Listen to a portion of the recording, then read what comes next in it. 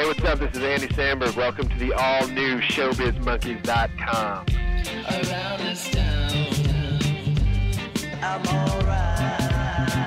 Around this town, I'm alright.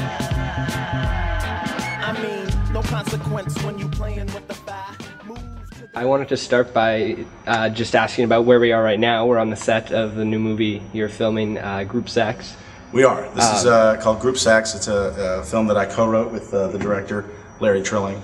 And it's cool. We're down at the LA Design Center shooting. This is our ad agency for the film. And it's a pretty hilarious movie, I gotta say. It's about a romantic comedy that takes place in the world of a sexaholic recovery group. So we're having a lot of fun. Good, good. I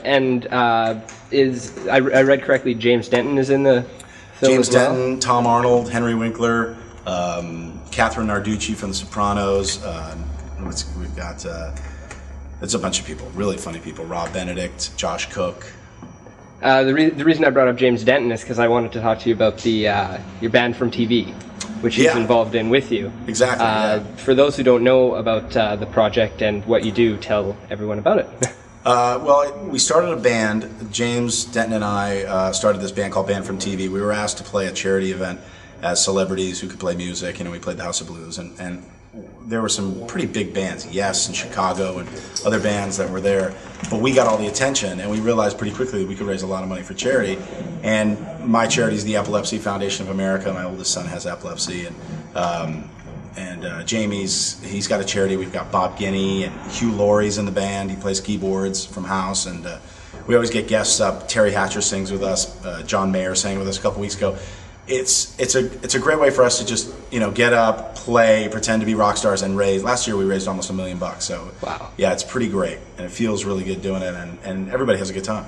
How long have you been playing music, involved in music? I've been playing the drums since I was a kid. I never took any lessons or anything, but I just, you know, I was listening to Warren Zevon and, you know, Tom Petty and these guys that have just really simple drums. But we play covers. We play songs that people are familiar with. So it's like familiar faces playing familiar covers. And cool. People love it.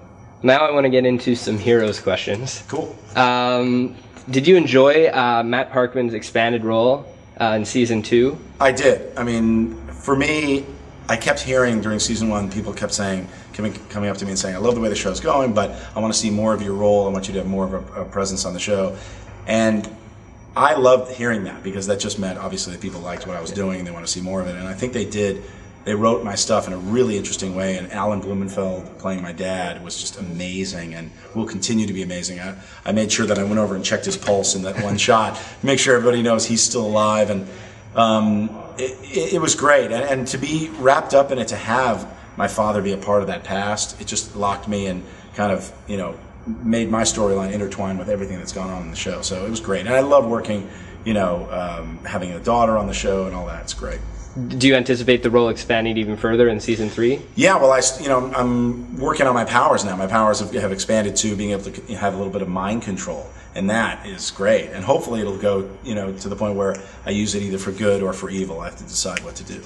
Can you give us any scoop that you might know about season 3, or just, you know what? I wish I knew. I mean, they're in there. The writers are in there right now. Jeff Loeb and Tim and Dennis and Jesse. They're all in there, just racking their brains coming up with stuff. And from what I hear, you know, I've been told that we're going to be very, very happy. The actors are going to just love it. I mean, they never disappoint. We have the greatest writing staff in TV, and you know, the show goes from 0 to 150 miles an hour every episode. You go from just conversational stuff to the end of the world, and they seem to be able to really make it riveting for both, like, these, you know, the genre audience and also mainstream audience.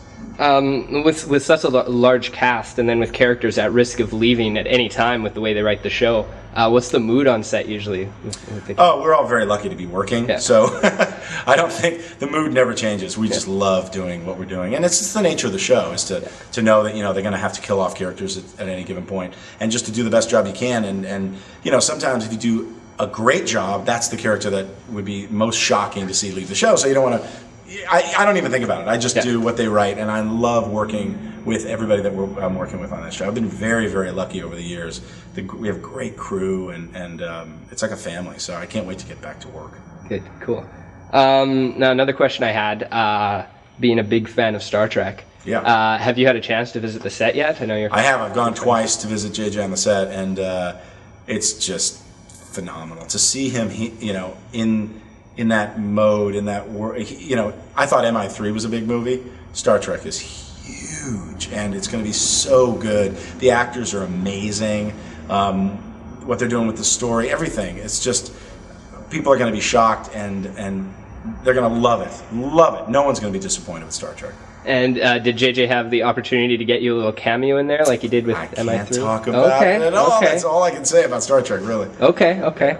Now that you're writing and producing your own films, are you going to now have JJ come in and do cameos in your own? It's so funny that you say that, because JJ, I called him up, and no, he called me up. He read the script to Group Sex, and he loved it, and he called me up, and he was like, okay, so now that you've been begging me for work all these years, I'm going to beg you. And we had a role for him, and my brother ended up playing that role. Brad Grunberg, my brother's an actor. He's so good, and he nailed it. And JJ, by the way, is so busy that he wouldn't have been able to do it anyway. But it was one of those things I can't wait. Because JJ, by the way, is a good actor. And no one really knows that. So one day I'll rope him into doing something with me, for sure. Neat. The one last question I wanted to ask you. A lot of people, when I told them I was coming down to interview you, especially females, couldn't stop talking about your characters on Alias and Felicity. Oh, cool. So now with Heroes and everything, when people approach you on the street, what do they tend to recognize you from and talk to you about? Just because, women recognize me from Felicity, a lot of them. And then guys will be like, what's Felicity? It's sort of like Fight Club. Like, they don't want to admit to it. It's their, guilty pleasure.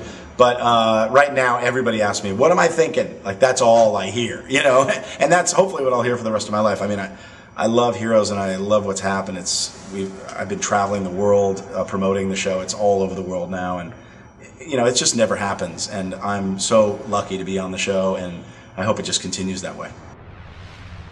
ShowbizMonkeys.com